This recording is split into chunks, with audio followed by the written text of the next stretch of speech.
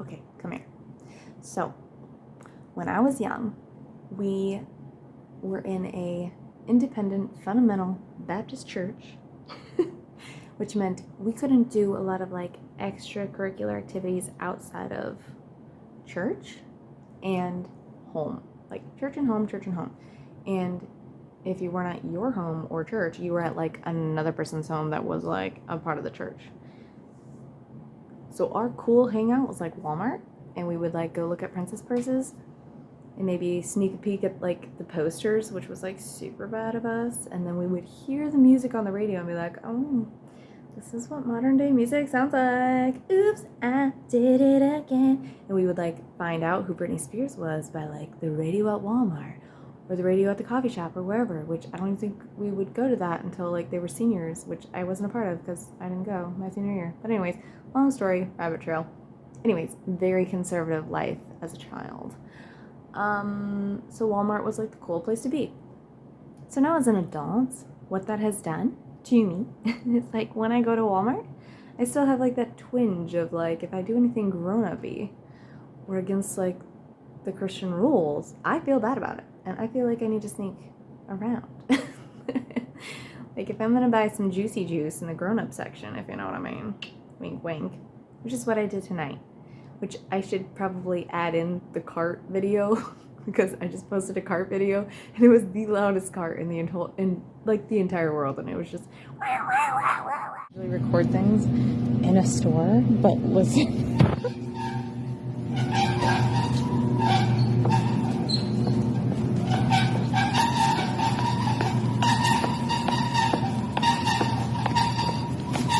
What the heck?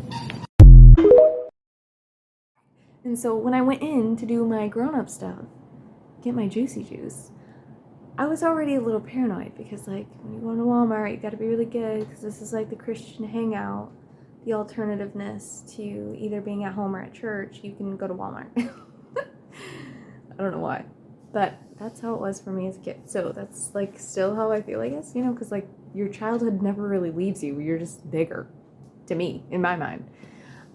You just get bigger. So, or wrinklier. I don't know. But so I'm like going to Walmart, already feeling a little bad, like I shouldn't be buying this, like someone's gonna catch me. So yeah, I get the loudest cart known to man while all I went to go get was that thing. And it was gonna be obvious, like I wasn't gonna get like a ton of groceries tonight because it was not my grocery night. So that's all that was gonna be in the cart. So then I was like, I'll get some ice cream to store away in the freezer for the kids when they get back, because like I don't have my girls this weekend. Anyways, I only drink juicy juice once in a while on special occasions. So anyways, this was one of those times. But the cart was so loud. I was like, oh my God, everyone's gonna see me. And like I could see people like smiling in front of me because they could and the tires were so loud. And I was like, oh my God, someone's gonna catch me buying this stuff. And I'm gonna be so embarrassed and it's gonna be awkward. And then I get to the checkout and I was like, hey, it's me with the loud cart, and like laughing about it because like that's what I do, is just laugh at my pain of embarrassment. And this lady was like, what? Like, I feel so bad. Like I hope somehow she never sees this. But it was like you could tell there was some issues with her mouth. Which nothing wrong with that. If you want to go teethless, that's your choice. But she was a funny lady and very Walmart approved. And she was like, I was like, oh, I'm just getting this in case, like, the zombie apocalypse happens. Like, totally just throwing out a joke, which my husband had said, like, during COVID, when he was, like, stocking up on a bunch of stuff. And he's like, oh, this is for the zombie apocalypse when it all breaks out and everything, and the world ends with COVID and everything. So that was, like, 3 years ago, or whenever it was. And so that's the line I threw out there. So she wouldn't think I was a crazy person, or she wouldn't think I was going to hell. I, like, had a reason to buy this stuff. Like I needed to justify it. But she was like, oh, well, I'm an addict, and so I haven't, or what'd she say? Recovering?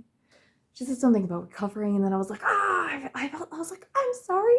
Like, I'm buying this in front of you, this juicy juice that I shall not name, and I felt really bad. Like, oh, am I like triggering you right now? Like, I already went in feeling bad about the thing that I was going to get anyways. by myself, you know, I'm like, gotta sneak in there, being the good Christian, and just like, I'm recovering.